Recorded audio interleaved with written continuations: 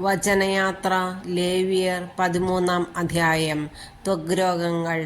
കർത്താവ് മോശയോടും അഹറോനോടും അരുളിച്ചെയ്തു, ഒരാളുടെ ശരീരത്തിൽ തടിപ്പോ പരുവോ പാണ്ടോ ഉണ്ടാവുകയും അത് കുഷ്ഠമായി തോന്നുകയും ചെയ്താൽ പുരോഹിതനായ അഹ്റോന്റെയോ അവൻ്റെ പുത്രന്മാരായ പുരോഹിതന്മാരിൽ ഒരുവൻ്റെയോ അടുക്കൽ അവനെ കൊണ്ടുപോകണം. പുരോഹിതൻ രോഗബാധിതനായ ശരീരഭാഗം പരിശോധിക്കണം. അവിടെയുള്ള രോമം വെളുത്തതും അവിടം ചുറ്റുമുള്ള ഭാഗത്തേക്കാൾ കുഴിഞ്ഞതുമാണെങ്കിൽ അത് കുഷ്ഠമാണ്. പരിശോധനയ്ക്ക് ശേഷം അവൻ അശുദ്ധനാണെന്ന് പുരോഹിതൻ പ്രഖ്യാപിക്കണം. എന്നാൽ ശരീരത്തിലെ പാണ്ട് വെളുത്തതെങ്കിലും ചുറ്റുമുള്ള ത്വക്കിനേക്കാൾ കുഴിഞ്ഞതോ അതിലുള്ള രോമം വെളുത്തതോ അല്ലെങ്കിൽ അവനെ 7 ദിവസത്തേക്ക് പരീക്ഷണാർത്ഥം മാറ്റി താമസിപ്പിക്കണം. 7-ാം ദിവസം പുരോഹിതൻ അവനെ പരിശോധിക്കണം. രോഗം ത്വക്കിൽ വ്യാപിക്കാതെ പൂർവ്വസ്ഥിതിയിൽ തന്നെ നിൽക്കുന്നെങ്കിൽ 7 ദിവസത്തേക്ക് കൂടി മാറ്റി താമസിപ്പിക്കണം. 7-ാം ദിവസം പുരോഹിതൻ അവനെ വീണ്ടും പരിശോധിക്കണം.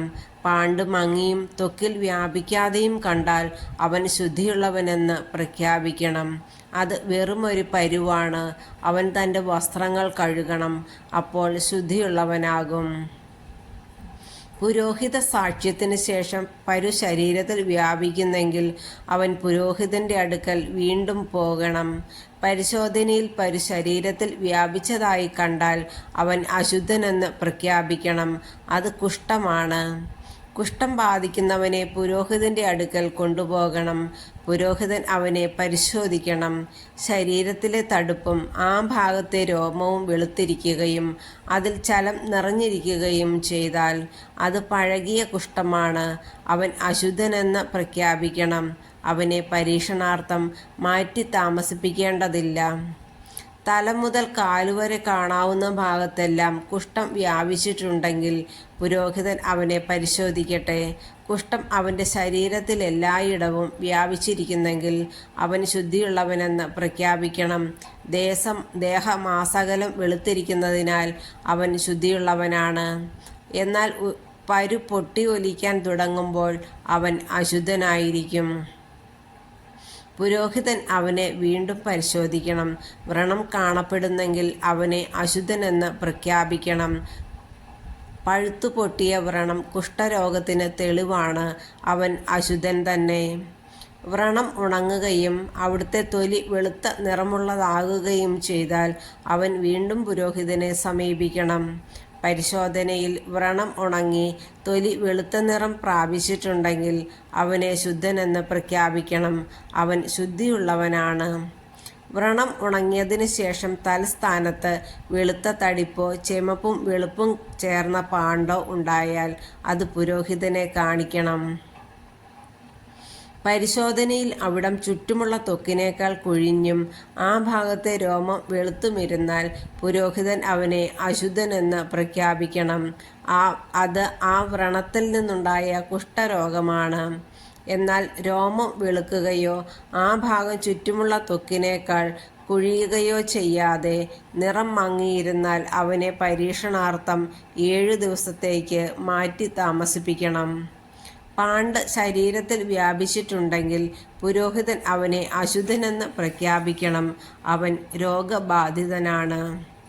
എന്നാൽ ശരീരത്തിൽ വ്യാപിക്കാതെ പൂർവ്വസ്ഥിതിയിൽ തുടരുന്നെങ്കിൽ അത് വ്രണത്തിൻ്റെ പാട് മാത്രമാണ്. പുരോഹിതൻ അവനെ ശുദ്ധനെന്ന് പ്രഖ്യാപിക്കണം. ശരീരത്തിൽ പൊള്ളൽ ഏൽക്കുകയും ആ ഭാഗത്തെ മാംസം വെളുത്തോ അരണ്ടു ചെമന്നോ ഇരിക്കുകയും ചെയ്താൽ പുരോഹിതൻ അത് പരിശോധിക്കണം. ആ ഭാഗത്തെ രോമം വെളുത്തും അവിടം ചുറ്റുമുള്ള ത്വക്കിനേക്കാൾ കുഴിഞ്ഞുമാണെങ്കിൽ അത് പൊള്ളലിൽ നിന്നുണ്ടായ കുഷ്ഠമാണ്. അവനെ അശുദ്ധനായി പ്രഖ്യാപിക്കണം. അത് കുഷ്ഠം തന്നെ.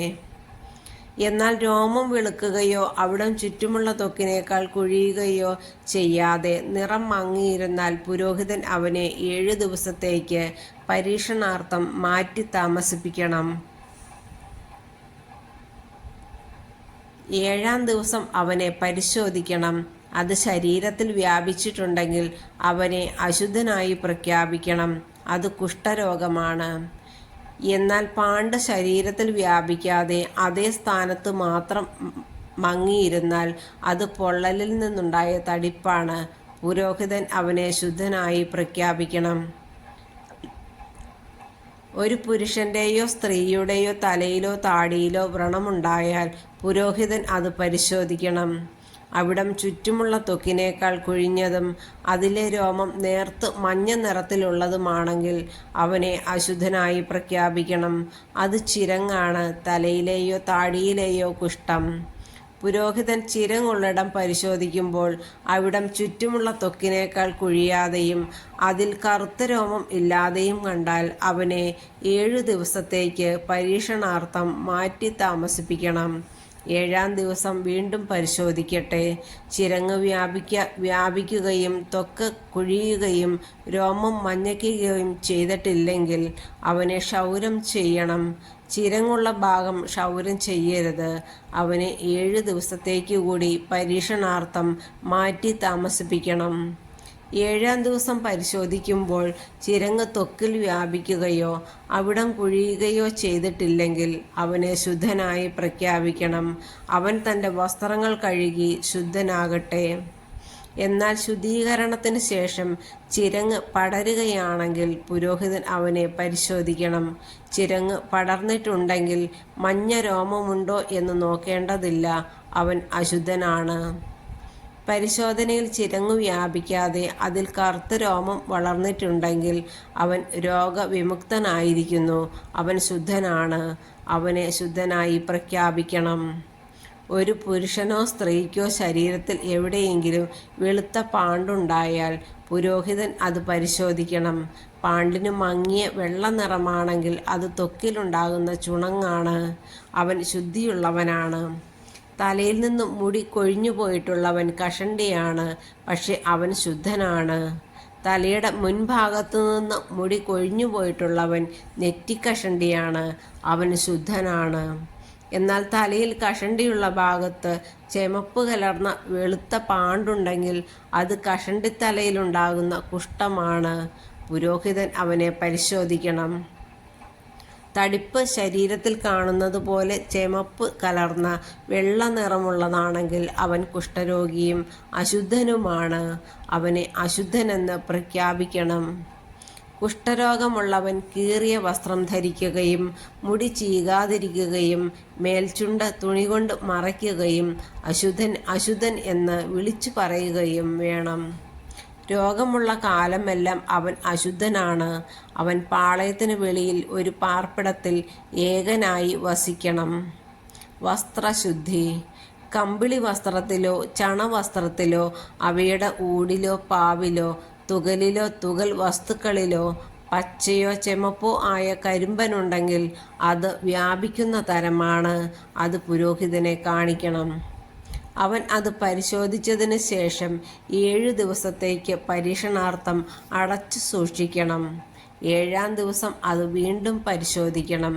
കരിമ്പൻ വസ്ത്രത്തിൽ പടർന്നിട്ടുണ്ടെങ്കിൽ ഊടിലോ പാവിലോ തുകലിലോ തുകൽ കൊണ്ടുണ്ടാക്കിയ വസ്തുക്കളിലോ ആകട്ടെ അത് അശുദ്ധമാണ്. അത് കത്തിച്ച് കളയണം. അത് കമ്പിളിയുടെയോ ചണത്തിൻ്റെയോ ഊടിലോ പാവിലോ തുകൽ കൊണ്ടുണ്ടാക്കിയ ഏതെങ്കിലും വസ്തുവിലോ ആകട്ടെ അത് പടരുന്ന കരിമ്പനാണ്. അത് അഗ്നിയിൽ ദഹിപ്പിക്കണം. പുരോഹിതൻ പരിശോധിക്കുമ്പോൾ വസ്ത്രത്തിൻ്റെ ഊടിലോ പാവിലോ തുകൽ കൊണ്ടുണ്ടാക്കിയവയിലോ കരിമ്പൻ വ്യാപിച്ചിട്ടില്ലെങ്കിൽ അത് കഴുകിയെടുക്കാൻ കൽപ്പിക്കണം. അത് പരീക്ഷണാർത്ഥം 7 ദിവസത്തേക്ക് അടച്ച് സൂക്ഷിക്കണം. കഴുകിയതിന് ശേഷം പുരോഹിതൻ അത് പരിശോധിക്കണം. പാട് കണ്ടിടത്ത് നിറഭേദം സംഭവിച്ചിട്ടില്ലെങ്കിൽ, കരിമ്പൻ വ്യാപിച്ചിട്ടില്ലെങ്കിൽ പോലും അത് അശുദ്ധമാണ്. കരിമ്പൻ വസ്ത്രത്തിൻ്റെ അകത്തോ പുറത്തോ ആകട്ടെ അത് അഗ്നിയിൽ ദഹിപ്പിക്കണം.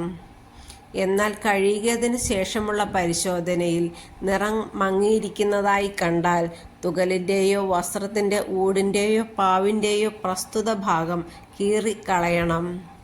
വസ്ത്രത്തിൻ്റെ ഊടിലോ പാവിലോ തുകൽ വസ്തുക്കളിലോ അത് പിന്നെയും കാണുന്നെങ്കിൽ പാട് പടരുകയാണ്. ആ വസ്തു ദഹിപ്പിച്ചു കളയണം. എന്നാൽ കഴുകിയതിന് ശേഷം വസ്ത്രത്തിൻ്റെ ഊടിൽ നിന്നോ പാവിൽ നിന്നോ തുകൽ കൊണ്ടുണ്ടാക്കിയ വസ്തുവിൽ നിന്നോ അടയാളം അപ്രത്യക്ഷമാകുന്നെങ്കിൽ വീണ്ടും കഴുകണം. അപ്പോൾ അത് ശുദ്ധമാകും. ഇതാണ് കമ്പിളി വസ്ത്രത്തിൻ്റെയോ ചണവസ്ത്രത്തിൻ്റെയോ ഊടിലോ പാവിലോ തുകൽ വസ്തുക്കളിലോ കരിമ്പൻ ഉണ്ടായാൽ അത് ശുദ്ധമോ അശുദ്ധമോ എന്ന് നിർണയിക്കുന്നതിനുള്ള നിയമം.